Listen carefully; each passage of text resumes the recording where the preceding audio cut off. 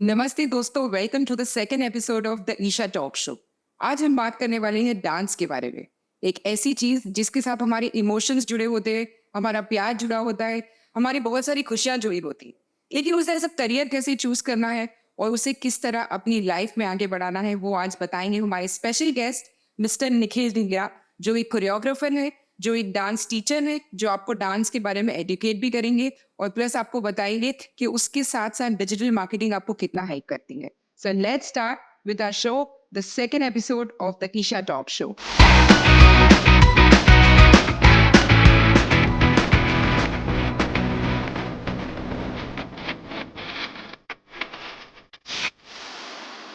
Dance आज हम बात करने वाले हैं और मेरे ख्याल से you are the best person जिससे मैं डांस के बारे में सब बात कर सकती हूँ।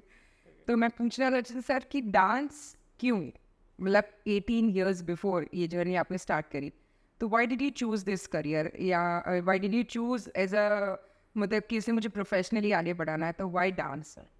सो एक चीज़ है कि हम सूरत में रहते हैं और even my family background was completely textile. तो हमेशा से टेक्सटाइल में थे, जब दिल्ली में भी थे या सूरत में भी शिफ्ट हुए। सो एक माइंडसेट हमेशा ये था पेरेंट्स का कि भाई घूम फिर के सब धंधे पे ही आएंगे, जब हम बेसिक लैंग्वेज में बोलते हैं। और हर इंडियन की फैमिली में ये होता है कि भाई लड़का है, खड़े होके बिजनेस में आ जाएगा।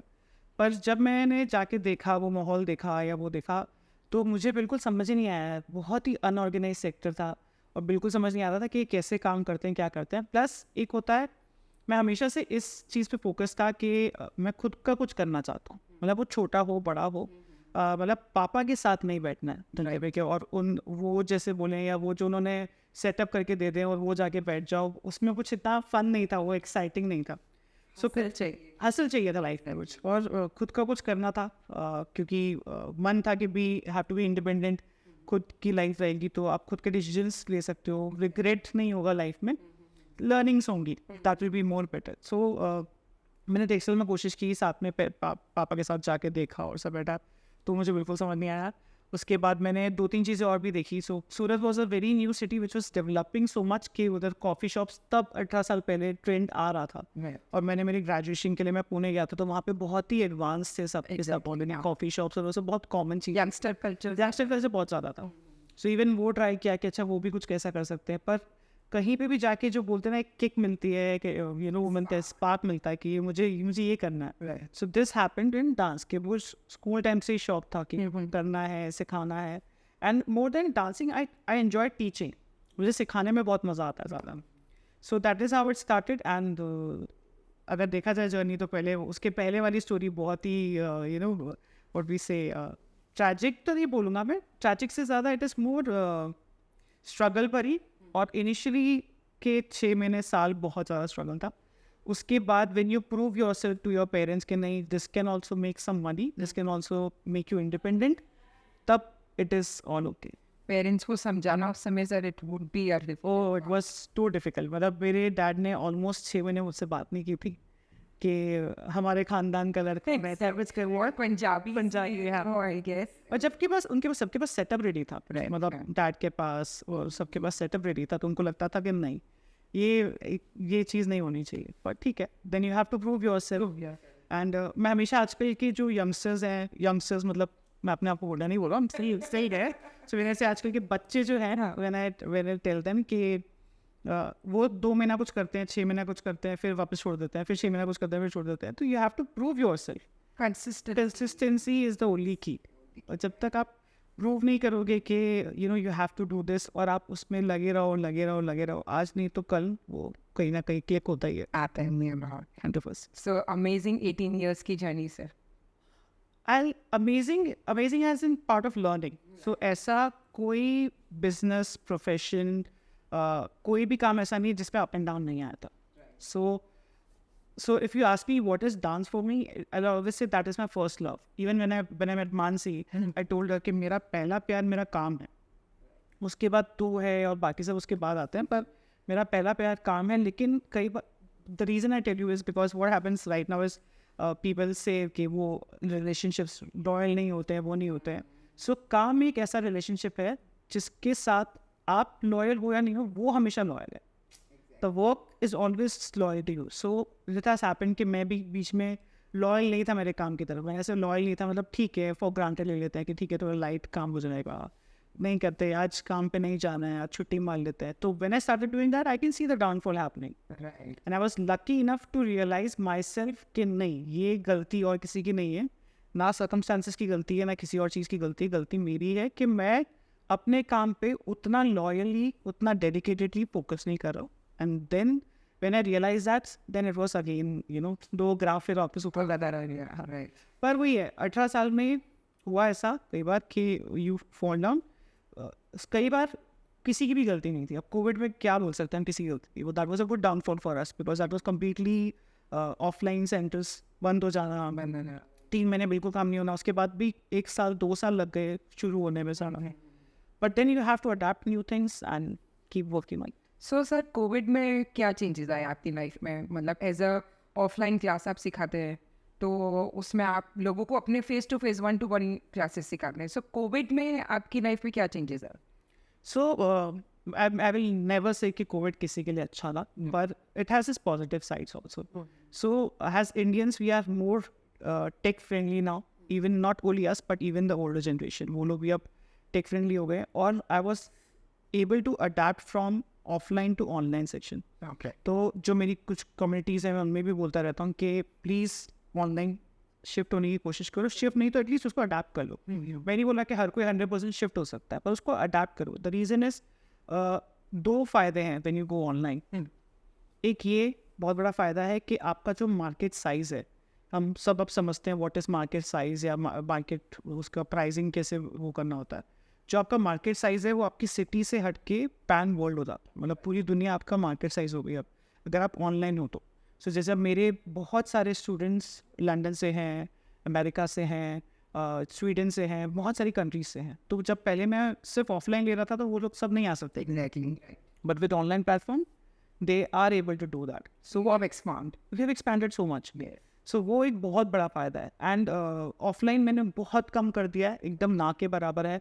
सो I just take workshops offline right now. Okay. ताकि सो जो मेरा गोल था, जो कोविड में मुझे रियलाइज़ हुआ कि क्योंकि हम कोविड की बात कर रहे थे कि वो कैसे अच्छा और कैसे बुरा. एंड कोविड में जो मुझे रियलाइज़ हुआ वो ये था कि you have to spend good quality time with your family. That is one thing. Good quality time with your friends and also good quality time with your self. So covid में मैंने एक चीज़ समझ ली कि मेरा गोल है फ्रीडम. सो व्हेन आई से freedom मतलब मैं जब चाहूँ जहाँ चाहूँ कहीं जा सकूँ, मेरी फैमिली के साथ टाइम स्पेंड कर सकूँ. और उसी को लेकर मैंने पिछले 3-4 साल में काम किया पोस्ट कोविड या from covid onwards, shifting the whole work to online. Online shift करने से, अलग अलग वर्टिकल्स खड़े करने से कि ये बिजनेस में ये भी एक वर्टिकल हो सकता है, ये भी हो सकता है, ये भी हो सकता है, उससे जाके I am almost there to achieve that goal के फ्रीडम इज़ द गोल. भले वो मॉनिटरी होता है, आप टाइम को ले लो या कोई भी चीज़ को ले लो, तो that is the whole goal. तो एवरीथिंग इज लाइक पैरेलल अब, मतलब दोनों गाड़ी साथ चल रही है, ऑफलाइन ऑनलाइन. सो ऑफलाइन एकदम छोटी गाड़ी हो गई है. हाँ. और ऑनलाइन में बस ऐसी हुई है. ऐसे भी ना. So it's that way. अच्छा, ओके सर. तो अब आप कंप्लीट वर्कशॉप्स लेते हैं ऑनलाइन, आपकी वेबसाइट है तो people can join there and they can learn dance project. या सो ऑनलाइन में बहुत सारे वर्टिकल्स जैसे मैंने कहा, so there are recorded sessions. जो लोग टाइम नहीं निकाल सकते लाइव सीखने के लिए, वो लोग रिकॉर्डेड वीडियो से सीख सकते हैं अपने आप. So there are live sessions जो लाइव क्लास होती है हमारी एक प्लेटफॉर्म पे, ऑनलाइन प्लेटफॉर्म जो खुद का बनाया हुआ है, उसके ऊपर आके वो सीख सकते हैं. So there are multiple ways to learn. तो they are we do wedding choreographies बहुत सारी. ओके. क्योंकि जो यूएस में रहते हैं उन लोग के लिए wedding choreography was a big task. क्योंकि वहाँ पे कोई कोरियोग्राफर उठ के आए, आपको सिखाए, और सारी फैमिली अलग अलग स्कैटर्ड होती है. So with this online platform it becomes very easy for them. और हमारे लिए बहुत ईजी है कि हम एक कमरे में बैठ के उनको पूरा काम सिखा सकते हैं, पूरा सिखा सकते हैं, उनको वीडियोस भेज सकते हैं. तो बहुत सारा ईजी हो गया. तो सर अभी आप कह रहे हैं कि मैं कंप्लीट ऑनलाइन शिफ्ट हो गया हूँ. सो ऑनलाइन आपकी टीम आपके लिए वर्क करती होगी. So like how do they work, कैसे वर्क? सो वो भी बहुत रिमोटली काम कर रहे हैं, उनके पास भी वो फ्रीडम है. सो देयर इज 1-2 पर्सन वो वर्किंग फ्रॉम सूरत ओनली. तो वो अपने घर से काम कर लेते हैं मेरे लिए, Okay. Because they have to manage everything on the laptop. Right. It becomes very easy. So there is a team in Bombay who manages my tech part, जो वेबसाइट बनाना, उसको मैनेज करना, उसको वो करना, तो वो पूरा टेक पार्ट वो देखते हैं. Then there is a marketing team which is in Mangalore. हाँ, सो वो मैंगलोर से वो ऑपरेट करते हैं। So your team also और expanded मैं with you. I tell you the you know the fun part is मैं कभी बॉम्बे और बैंगलोर की टीम से मिला नहीं हूँ। Okay. मैंने सिर्फ ऑनलाइन उनको हायर किया या उनके साथ कोलैबोरेट किया और हम काम That's wonderful. Yeah. That's wonderful. कभी नहीं मिला मैं उनसे, तो हमने सिर्फ उससे तो सर ज़्यादा मज़ा अब इसमें आ रहा है मुझे लगता है काम करने में, बहुत मज़ा आ रहा है। बिकॉज आप जो एक फ्रीडम पार्ट बोल रहे हैं जो हर किसी को काम में चाहिए। बहुत इम्पोर्टेंट है कि नहीं मुझे फ्रीडम चाहिए, और वर्क फ्रॉम होम जो ये वर्क कोविड में बाहर आया विच इज़ लाइक अब helpful to everybody. So I will more say work from home. If you go to coffee shops, right, you'll see a lot of people sitting with a laptop and working. लोग सिर्फ coffee shop नहीं, लोग पहाड़ों पे भी जा रहे हैं और वहाँ पे भी लैपटॉप पे बैठ के काम कर रहे हैं, जो मैं भी सोच रहा हूँ बस अगले महीने निकल जाऊँगा कहीं और मैं वहाँ से कर सकता हूँ मैं. That is completely open to me. So freedom I think हम इंडियंस के साथ शुरू से कंडीशनिंग होती है कि आप हमको कंडीशन ही ऐसे किया हुआ हमारे माइंड को और हमारे सोसाइटी को कि आप बड़े हो रहे हो, बच्चे के लिए पढ़ाई के लिए पैसा बचाना है और आपको उसकी शादी के लिए पैसा बचाना है, उसके बाद आप रिटायर हो सकते हो. So retire word I will never say कि I will ever retire. So if I want to die also I want to die whether I'm sitting in my cabin or office or वहीं पे. So that is my ultimate goal. So retirement से ज़्यादा it's more of a freedom. कि कोई बोलता है कि आप 50 के हो जाओगे, 60 के हो जाओगे, तब आप काम नहीं कर पाओगे, वो कर पाओगे. उससे better you choose your work wisely और you plan your work wisely right now, ताकि आप जब उस चीज़ तक पहुँचो या अभी भी आप हर वो चीज़ कर सको. क्योंकि अब मैं ट्रैकिंग कर सकता हूँ, पहाड़ों पे जा सकता हूँ, लेकिन जब मैं 70-80 का होगा तब मेरे लिए हिम्मत नहीं होगी. सो मैं उसके लिए क्यों वेट कर रहा हूँ, मैं रिटायर हूँगा तब मैं जाके मेरी लाइफ जीऊँगा. So the life has to be today. वो कोविड ने हमको सबको सिखा दिया कि life has to be today not tomorrow. सब ये भी अब मेरे वहाँ पे भी सब यही बोलते हैं सर कि जब तुम बूढ़े होगे तब तीर्थ यात्रा करना, पर जब करने के लायक ही नहीं रहे. हाँ एग्जैक्टली. अभी जाओ, यू एंजॉय. अगर आप जस्ट अब आगे प्रिपेयर करते हैं तीर्थ यात्रा करने के मनाली जाना है वो डिपेंड करता है कि आपको हाँ, तो वो कैसे आपको जाना है एग्जैक्टली. तो सर फ्रीडम हम बोल रहे हैं, हम करियर बोल रहे हैं, तो अभी ऐसी बहुत सारे जॉब्स हैं या ऐसे बहुत सारे बिजनेसेस हैं जो एक तरह से अब मैं बोल रही हूँ फ्रीडम नहीं है उनके पास. 9 to 5 करना है तो करना ही है, या फिर उनको आगे जाना है तो मतलब छुट्टी लेनी है कैसे भी करके तो लेनी ही है. सो व्हाट डू यू थिंक कि डांस एक माइंड को फ्री करना, एक सोल को फ्री करना, स्ट्रेस फ्री होना, इट इज़ इम्पोर्टेंट कि डांस करना ज़रूरी है. सो ईशा आई विल से बहुत फ़र्क पड़ता है कि आप अपनी खुशी कहाँ ढूंढते हो. तो किसी के लिए वो ऑफिस में बैठना 9 to 5 और कॉफ़ी लेके बैठ जाना और बस वहीं पे बैठ के काम करना, आजू बाजू सिर्फ अपने कलीग के साथ सुट्टा ब्रेक लेना, वो सब उनके लिए वो लाइफ अच्छी हो सकती है. और किसी के लिए हो सकता है कि मुझे फ्री रहना है, मुझे ड्राइव पे जाना है, फैमिली के साथ आउटिंग करना है, फ्रेंड्स के साथ आउटिंग करना है, किसी के लिए वो खुशी हो सकती है. सो डांस भी एक ऐसी चीज़ है जो अगर आप चाहते हो कि कहीं आपको रिलैक्स होना है, मतलब physically, mentally, every way it really helps, and it helps you to keep fit also. That I have seen. So मैं जिसको भी अभी मिलता हूँ जो मेरे पुराने स्टूडेंट्स थे, वो मेरे स्टूडेंट्स हैं, अब उनके बच्चे भी हैं.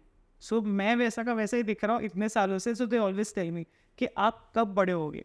तो सो इट्स नॉट दैट कि मैं कुछ एक्स्ट्रा फिटनेस करने जा रहा हूँ. हाँ, मैं सिर्फ नॉर्मल दिन में 2 घंटा 3 घंटा जो डांस रूटीन्स मेरी होती है वो मैं करता हूँ. That is okay. That's all for that makes you fit also. makes you fit. And when it comes to stress, I will never go home and tell my family, my wife or my son कि अरे आज मैं बहुत थका हूँ, मुझे बहुत pressure है काम का प्रेशर होना एक बहुत डिफरेंट है. मतलब as in you want to grow your work, that's a different pressure all together. That's a motivation actually. Right. But ऐसा कोई प्रेशर नहीं होता कि आज मैं काम से फ्रस्ट्रेट होके आया हूँ, वो कभी नहीं होता. सो वो पार्ट वो भी जानते हैं family. Enjoy. I enjoy it. Yes, जो आप काम कर रहे हैं वो आप एंजॉय करें. एग्जैक्टली. तो सर अगर आप डांस नहीं करवा रहे होते तो आप क्या करें? पता नहीं यार, ये बड़ा डिफिकल्ट क्वेश्चन है. डांस नहीं करा रहा था पर कुछ भी करता, I would have done something which makes me independent and freedom का. To be very frank, freedom का मुझे कभी माइंड में नहीं आया था. I have learned it in the times of Covid only.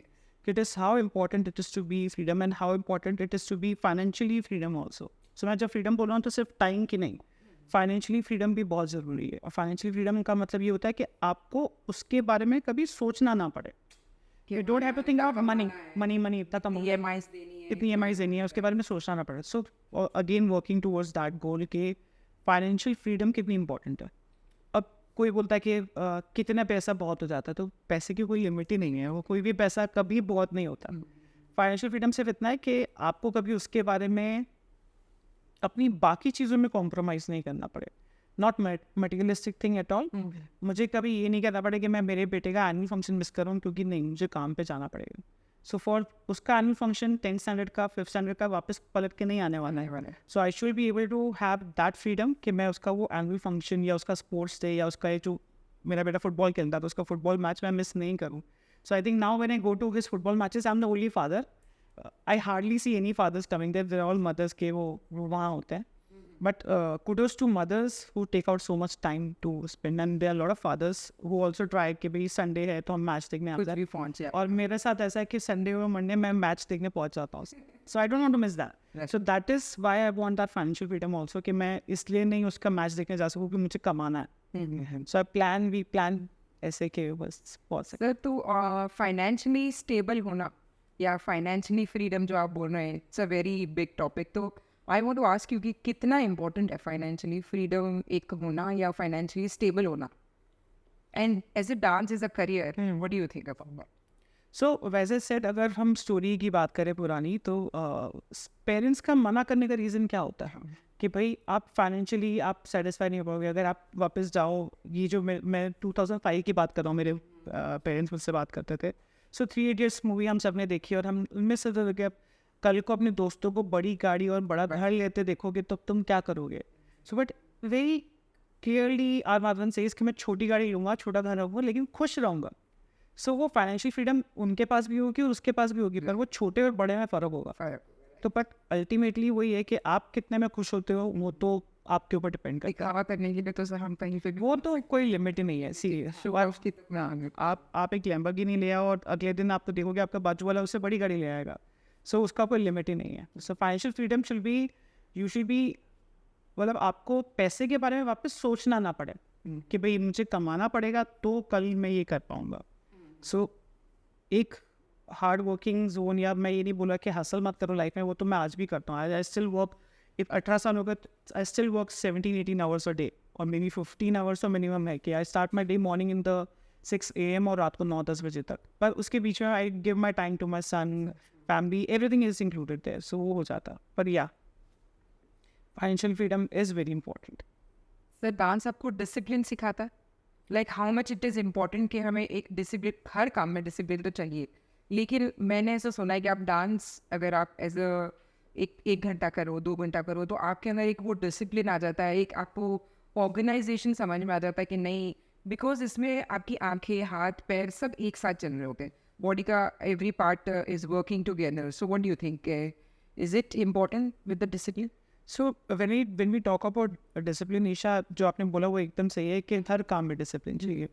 And वापस मैं अगेन आजकल के बच्चे जो हैं, व्हेन आई से बच्चे इट मीन्स बिटवीन 12 to 17-18 जो सोचते भी है लाइफ में कि हमको कुछ करना है। So if you think someone else is more talented than you but not discipline, if you are less talented but discipline, you will still outscore them, because discipline हमेशा टैलेंट को पीछे छोड़ देगा। क्योंकि for example I tell you there are 2 kids, 2 बच्चे हैं, एक बहुत स्किलफुल है, बहुत ही स्किल्ड है, लेकिन डिसिप्लिन नहीं है। लेकिन एक है जो सेमी स्किल्ड है पर बहुत डिसिप्लिन। तो मैं मेरे स्किल वाला बच्चा अगर सुबह 7 बजे उठ के ट्रेनिंग पे नहीं पहुंच रहा है तो उसका स्किल कोई काम का नहीं है। लेकिन सेमी स्किल वाला अपना स्किल डेवलप कर लेगा क्योंकि वो बहुत डिसिप्लिन है। वो रोज़ 7 बजे पहुंचेगा ट्रेनिंग में, अपना काम करेगा, अपनी मेहनत करेगा। It can be sports, it can be any education, it can be anything, which is I think discipline outbreaks everything else. Talent हो गया, कुछ भी हो गया, इवन मनी। हाँ, अगर आपके पास बहुत पैसा है लेकिन आप डिसिप्लिन नहीं हो तो पैसा खत्म हो जाएगा। एग्जैक्टली। लेकिन आप डिसिप्लिन हो, आपके पास कम पैसा है, आप धीरे धीरे धीरे करके उसको बढ़ा सकते हैं कैसे भी। तो सर, ये इन सब चीज़ों में सेल्फ ब्रांडिंग कितनी इम्पोर्टेंट है? सो आज के टाइम पे अगर आप सेल्फ ब्रांडिंग नहीं कर सकते तो आप कुछ भी नहीं बेच सकते। मतलब अगर आज हम कोई भी प्रोडक्ट की बात करें या कोई भी सर्विसेज की बात करें तो why do Shahrukh Khan needs to go to the other cities and promote his film, या अदर सेंटर्स या कोई भी ऐसे शोज़ में जाना? द शाहरुख खान है या अमिताभ बच्चन है या कोई भी बड़े बड़े स्टार्स ले लो, या even film stars or even sports people, they have to come out and say that क्योंकि हम ये करने वाले हैं, हमारी मूवी आ रही है, हमारा इवेंट आ रहा है, हमारा शो आ रहा है. सो वो सेल्फ ब्रांडिंग के अलावा, क्योंकि आप अपने प्रोडक्ट को, अपनी मूवी को, अपने प्रोडक्ट को, अपने सर्विसेज को जानते हो, आपसे अच्छा कोई नहीं जानता. तो जब आप खुद जानते हो तो ब्रांडिंग आपको खुद ही करनी है.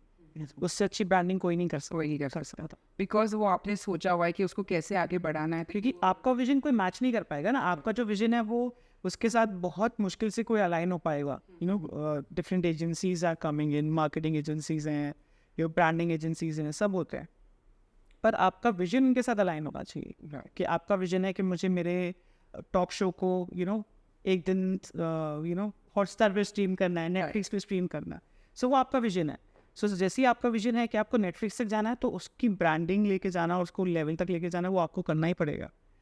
कोई और नहीं कर पाएगा. नहीं कर पाएगा. तो sir collaboration, self branding is a part of it. So what do you think कि कितना इम्पोर्टेंट है अभी डिजिटल मार्केटिंग में कोलैबोरेशंस करना डिफरेंट कंपनीज के साथ या इन्फ्लुएंसर्स के साथ, और उसको अपना सेल्फ ब्रांडिंग में हेल्प करना, which is working parallel. Absolutely. And see, being an influencer or being and आप कोलैब करो किसी के साथ, वो बहुत अच्छा टर्म है आज के टाइम पे. बिकॉज आपकी एक नीश क्राउड है. जैसे मेरा एक नीश क्राउड है जो डांस देखने में पसंद करता है या डांस सीखना चाहता है, और किसी और का एक नीश क्राउड होगा, समझ लीजिए वो योगा कर रहे हैं या वो हेल्थ के बारे में बात कर रहे हैं. तो जब हम दो जन कोलैब करेंगे साथ में, तो उनका क्राउड भी मेरे बारे में जान पाएगा और मेरा क्राउड भी उनके बारे में जान पाएगा. तो which is again a good self branding for both of them. या so that is very important. तो आप कोलैब्स अगर आपको अच्छे मिलते हैं, जेन्युइन मिलते हैं, तो you should definitely go and do it. मतलब, and this is for everyone. कोई भी करना चाहता है तो any of the field, any of the field, you will see a lot of collabs happening, even streaming platforms पे. So जैसे कि कोई एक क्रिकेट मैच स्ट्रीम हो रहा है या कोई एक मूवी स्ट्रीम हो रही है, तो मूवी होगी PVR में, लेकिन वो स्ट्रीमिंग जब करने आएंगे तो नेटफ्लिक्स पे स्ट्रीम करेंगे. So there is a good collab between the directors, producers, actors, everyone there together. You'll see actors promoting each other's movie. हाँ वो भी है कितनी बार. तो ऐसा भी है सर, मैंने वो भी देखा है बहुत बार कि अगर आप एग्जाम्पल कोई कुकिंग फील्ड से हो, बट अगर आपका कोलैबोरेशन किसी योगा वाले के साथ है, तो you match something with You tell them about, okay, we'll cook healthy food for your healthy lifestyle. Yeah.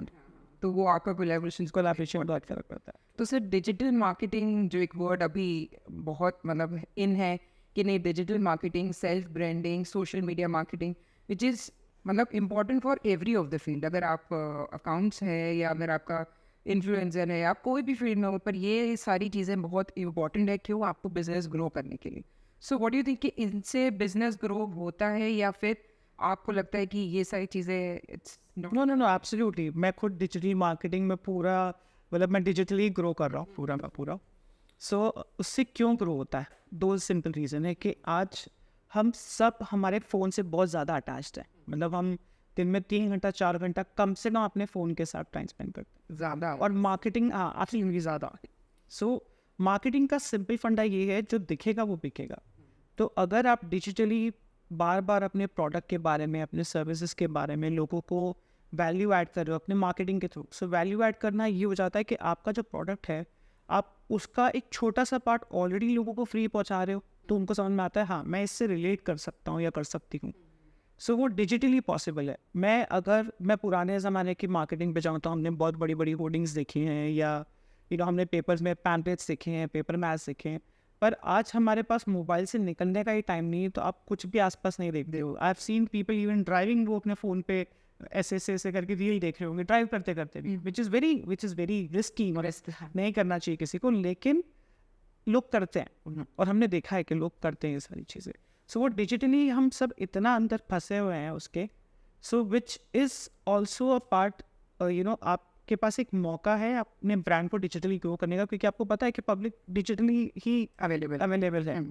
तो आप डिजिटली ग्रो करो, और कल को डिजिटली से हट के कुछ और चीज़ आ जाएगी या कुछ एक नेक्स्ट लेवल आ जाता है. So you have to adapt that time के साथ साथ. हाँ, so there are so many old phone brands, we all have used Nokia. Time के साथ चेंज नहीं है. No offend to any brand, मतलब उनका अपना चैलेंजेस होंगे लाइफ में, पर this is and I am no one to say about any brand. So just an example कि जो टाइम के साथ नहीं बदलता है, वो तो बड़े भी बोलते थे राइट कि टाइम के साथ बदलना सीखो. This is what we are doing, time के साथ बदलो। डिजिटल मार्केटिंग का टाइम है तो डिजिटल मार्केटिंग करो। व्हाट डू यू थिंक कि 5 साल में आप अपने आप को एज अ डांस कोरियोग्राफर बोलूँ या एज अ एजुकेटर जो डांस को सिखाते हैं, आप क्या देखते हैं आगे के 5 साल अपने आप को? सो मेरा फोकस अभी भी ये है कि जैसे मैं बोल रहा हूँ कि वर्ल्ड अब एक प्लेटफॉर्म हो गया है ना, मतलब वो एक बहुत बड़ा मार्केट साइज है कि हम बड़े बड़े हर कंट्री तक पहुँच सके और हर सिटी तक पहुँच सके, लोगों को एजुकेट कर सके डांस के बारे में। बहुत सारे जन को ये मिथ होता है कि मुझसे डांस नहीं होगा, तो वो मेरा एक बहुत बड़ा गोल है अभी कि सबको डांस आना चाहिए और सबको वो पार्ट इन्जॉय करना चाहिए कि वो थोड़ा सा अपने लिए टाइम निकालो, म्यूज़िक सुनो, डांस करो फिटनेस लेवल पे उस पे भी। और हम प्लान करेंगे अलग अलग सिटीज़ और कंट्रीज़ में ट्रैवल करके ज़्यादा वर्कशॉप्स कर सकें, लोगों को अवेयर कर सकें। सो नेक्स्ट 5-10 ईयर्स तो यही गोल है पूरा। अलग अलग कंट्रीज में ट्रैवलिंग, अलग अलग सिटीज़ और कंट्रीज़ में ट्रैवल करके वहाँ पे अच्छे से ABCD anybody can dance. I think it is like everyone should dance.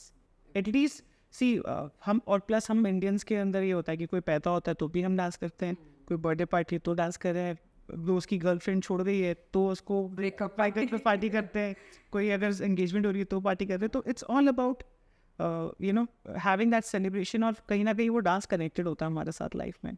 So I think everyone should be able to do it. Sir, music कितना इम्पोर्टेंट है? अगर आपको डांस का नॉलेज नहीं है, अगर म्यूजिक का भी नॉलेज नहीं है, तो व्हाट डू यू थिंक कि music and dance are connected with each other? So I put up that way कि म्यूज़िक है ना, बीच है। अगर आपका बीच अच्छे से सेटल नहीं हुआ है मिट्टी के नीचे, तो वो जो पौधा है डांस का वो कभी ग्रो ही नहीं करेगा। म्यूज़िक इज़ द बीच, मतलब वो उसका बेस है। क्योंकि अगर आप देखोगे कहीं जाओगे पार्टी में या कोई भी जिसको सिर्फ म्यूज़िक की थोड़ी सी सेंस है, वो हल्का हल्का से वैसे से मूव भी कर रहे हैं तो दे लुक कूल। और हम देखते हैं शादी में चाचा ताऊ जो बारात के आगे कहीं पे भी हाथ पैर मार रहे होते हैं, they look funny because in music के साथ मैच नहीं कर रहा है। सो म्यूजिक बहुत इंपॉर्टेंट है और it helps you to destress yourself from anything so much. सिर्फ सुनना भी बहुत इम्पोर्टेंट। हाँ, मैं लोग बोलते हैं कि बच्चों को पढ़ाई में फोकस करो, पढ़ाई में। मैंने मेरे बेटे को म्यूजिक जब वो अपने मदर के वूम में था, मैं तब से उसको सुना रहा हूँ, and it really helped him, it really helps him today also. वो आज अपने पसंद के गाने सुनता है and he is more engraved to music rather than screens. उसको म्यूजिक ज़्यादा समझ में आता है, पसंद आता है rather than screens, which is I think de-stresses him also as a human being, makes him a difference. तो सर, आप बच्चों को भी सिखाते हैं, अगेन कमिंग टू दैट, कि स्क्रीन अभी बहुत ज़्यादा न्यूसेंस है फॉर एवरी पेरेंट के पूरा टाइम फ़ोन, लैपटॉप्स या फिर आईपैड्स या फिर टीवी के सामने रहते हैं। सो डांस उन्हें किस तरह से फ्री स्ट्रेस भी कर सकता है, या फिर किस तरह से हम एक मैसेज दे सकते हैं कि आप ये चीज़ तो करवाएं अपने बच्चों से, which is free of thing? So दो तीन पॉइंट्स है इसमें ईशा। एक ये कि अगर बच्चे स्क्रीन ज़्यादा देख रहे हैं तो कुछ लिमिट तक वो बहुत ज़रूरी भी है, क्योंकि आजकल पेरेंट्स को कितनी प्रॉब्लम होती है टेक्निकल चीज़ें फ़ोन में सीखने में, कि ये कैसे होता है, वो कैसे होता है। You don't want that kids to go through that see, कि वो जब वो बड़े हो तो उनको भी ये प्रॉब्लम हो। तो थोड़ा टेक उनको सीखने दो, क्योंकि यू नेवर नो कौन सा बच्चा कितना स्मार्ट निकलता है, और वो अपने हिसाब से उसमें से कुछ, कभी कोई गेम बना देगा, कभी कुछ और क्रिएट कर लेगा, अगर उसके साथ वो खेल नहीं रहा है तो। और वो क्या देख रहे हैं वो एज अ कॉन्शियसली आपको पेरेंट्स को देखना पड़ेगा कि उसकी जो एनर्जी वो किस तरह से जा रही है, वो क्रिएटिव एनर्जी जा रही है कि डिस्ट्रक्टिव जा रही है। So plus when it comes to dance, वो फिजिकल एक्टिविटी बहुत ज़रूरी है। मैं हमेशा बोलता हूँ पेरेंट्स को sports should be there. Parents के लिए, मतलब बच्चों के लिए स्पोर्ट्स हमेशा फर्स्ट प्रायोरिटी होनी चाहिए। जितनी प्रायोरिटी हम एकेडमिक्स को देते हैं उतनी प्रायोरिटी स्पोर्ट्स को भी देनी चाहिए, क्योंकि स्पोर्ट्स बच्चों को सिखाता है कि how you have to lose in life. क्योंकि आप रोज़ तो गेम जीतोगे नहीं, आप कभी हारोगे कभी जीतोगे। सेम चीज़ लाइफ में होती है। हम 18 साल से काम करें, 20 साल से काम करें, कभी हारेंगे कभी जीतेंगे, कभी ये पॉइंट गलत हो जाता है हमारा, कभी ये सही हो जाता है। So that sports teachers a lot. Similarly dance में ऐसा होता है कि आज परफॉर्मेंस अच्छा हुआ, आज ख़राब हुआ, आज अच्छा हुआ, आज ख़राब हुआ, आज म्यूज़िक समझ में आ रहा था, आज म्यूज़िक समझ में नहीं आ रहा था, या मूव्स अच्छे नहीं हुए। हम स्टेज पे जाते हैं तो तभी स्टेज पे गलती हो जाती है। पर that is again physical part of a body, जो आप बाहर निकालोगे बच्चों को जब घर से, और बुक्स में से थोड़ा सा टाइम हटवाओगे तो बच्चे कर पाएंगे। Dance, sports, both of this physical activities are very important.